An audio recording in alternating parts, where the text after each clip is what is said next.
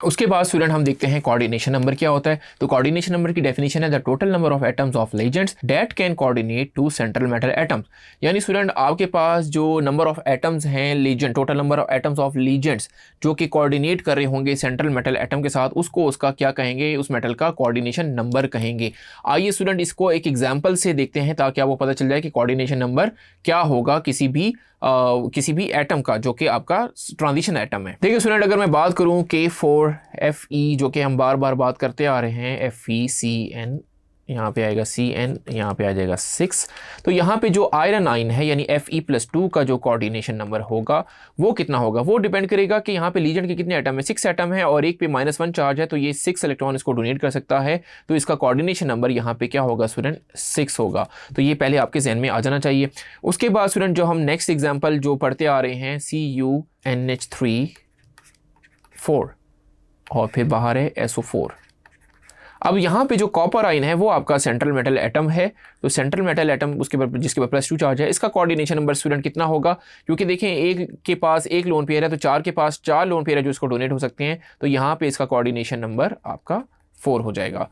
इसी तरह स्टूडेंट अगर हमारे पास यहाँ पे Ag आ जाए और यहाँ पे NH3 फिर यहाँ पे 2 होता है, तो यहाँ पे जो सिल्वर आइन है Ag+1 उसका कोऑर्डिनेशन नंबर अगर आप देखें, क्योंकि एक लोन पेयर है तो 2 अमोनिया 2 लोन पेयर तो इसको डोनेट हो जाएंगे सिल्वर को, तो इसका कोऑर्डिनेशन नंबर क्या हो जाएगा, 2 हो जाएगा। लेकिन स्टूडेंट अगर यहाँ पे हमारे पास ऐसे आ जाए Ni साथ में कार्बोनाइल ग्रुप हो, C डबल बॉन्ड O हो, तो ये 4 हो, तो यहाँ पे जो निकल का कोऑर्डिनेशन नंबर होगा, निकल के ऊपर वैसे 0 चार्ज होगा, तो वो देखें इसके पास कितने इसके लीजेंड है, 4 लीजेंड हैं, तो इसका कोऑर्डिनेशन नंबर कितना हो जाएगा, 4 हो जाएगा। तो स्टूडेंट कोऑर्डिनेशन नंबर आपने देखा कि total number of atoms of legend पे डिपेंड कर रहा है। अगर यहाँ पे देखें 6 एटम है तो 6 है, 4 है लीजेंड के तो 4 है कोऑर्डिनेशन नंबर, यहाँ पे 2 है तो यहाँ पे 4 हो जाएगा। होपफुली स्टूडेंट आपको कोऑर्डिनेशन नंबर अच्छे से समझ आ गया होगा। नेक्स्ट स्टूडेंट है कोऑर्डिनेशन स्फीयर। तो सेंट्रल न्यूट्रल मेटल एटम और आइन along with legend is called coordination sphere. तो स्टूडेंट जब हम बात करेंगे इस जो सेंट्रल मेटल है उसको जब हम जोड़ देंगे लीजेंड के साथ, तो वो जो आपका बनेगा उसको हम कहते हैं कोऑर्डिनेशन स्फीयर।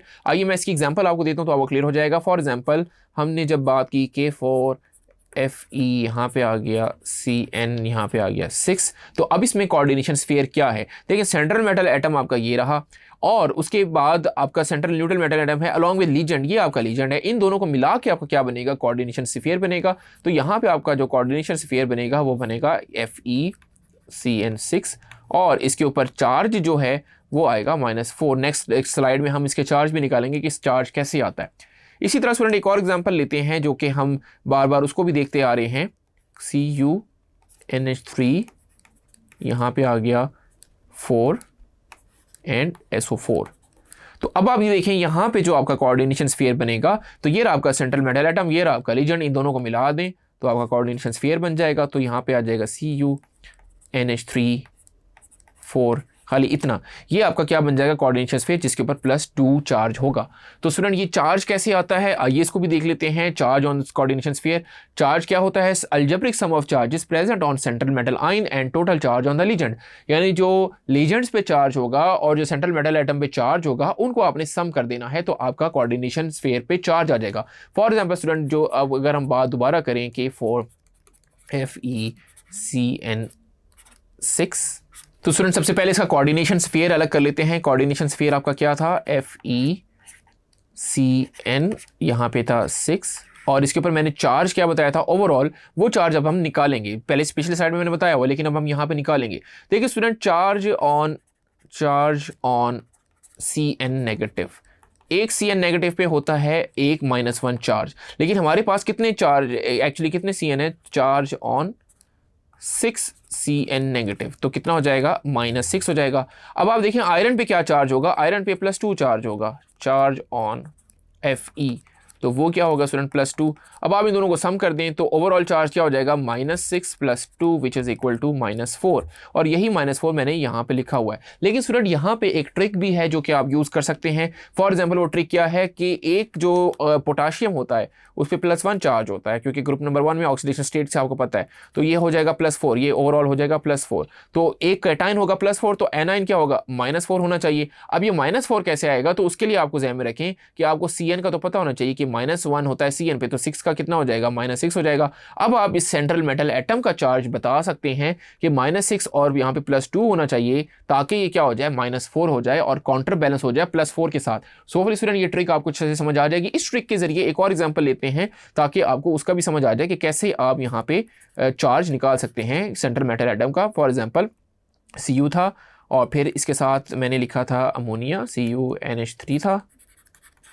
NH3 और बाहर क्या था, SO4।